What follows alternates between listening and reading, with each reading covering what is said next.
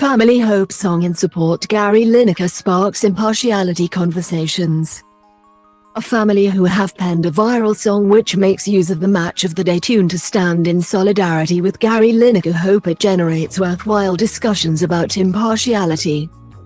History lecturer Ben Marsh, 46, his wife Danielle, 45, an administrator, and their children, Alfie, 16, Thomas, 15, Ella, 13, and Tess, 11 posted a video of their song to Twitter on Friday, with the hashtag #IStandWithGary. The video, which was uploaded to Twitter on Friday night and has more than 600,000 views and over 12,000 likes, sees Ella playing the trumpet, Alfie, the bass, Thomas, the drum, Tess the triangle and Mr. Marsh playing the guitar, while most of the group sing the lyrics, including their Alaskan shepherd Monty. Mr. Marsh told the PA news agency that the BBC's decision to ask Lineker to step back from presenting Match of the Day, MOTD, on Friday night acted as the trigger for the song. "We thought that the whole thing was an over-exaggeration anyway," Mr. Marsh, who lives with his family in Faversham, Kent, said. "But we felt like it was worth saying something about what was happening internally."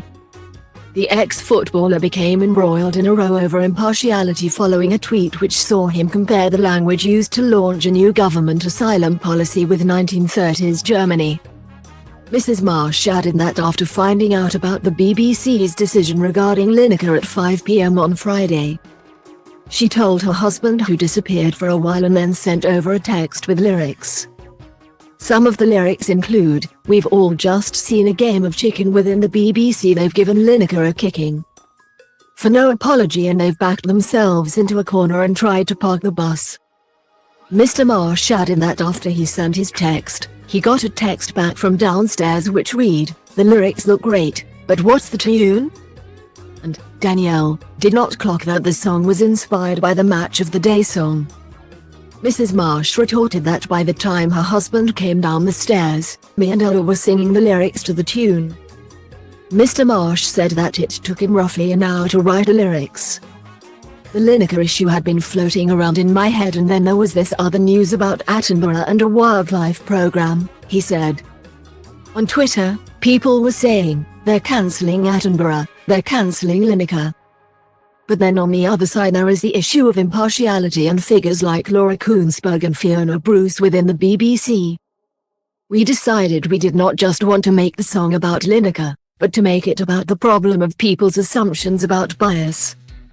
It took around half an hour for the song to be recorded following the first text from Mr. Marsh, with the second out of the third attempt being uploaded to Twitter. Mr. Marsh said that the key part of the song was Ella getting the trumpet on board. He added, "That was reasonably hard to learn. On the first take that we did, she got it wrong and we then tried it 2 other times, but neither of them were very good. But she was happy to use it even though she screwed up." When asked why, Ella told PA, "I think it was funnier because when I made a mistake and Monty was howling, everyone just had a bit more fun with it." The family have previously written songs on other contentious political issues, including a sea shanty about the dramatic resignation of Suella Braverman as Home Secretary in October of last year, and have been dubbed the Von Trapp family by the New York Times. Mrs. Marsh said that although the song is not perfect, she wanted it to highlight why impartiality is something that should be on people's minds. "It's a song that's been done in a couple of hours, it's not meant to be perfect. It's not meant to be the most brilliant thing we've ever done, but sometimes music speaks to things and it makes people think about their opinion," she said. "You might not agree, you might have not even clocked the story, but we felt that impartiality is such an important topic and it's something we wanted others to think about." Mr. Marsh added, "It almost feels like something worthwhile may come out of the whole Gary Lineker episode because it is ridiculous for the media and everyone to be so obsessed with one celebrity sporting figure and not the substantive issue of migration policy which should have had much more airtime. But now it feels like we've kind of come through the Lineker thing, almost to a wider set of discussions about the public sphere."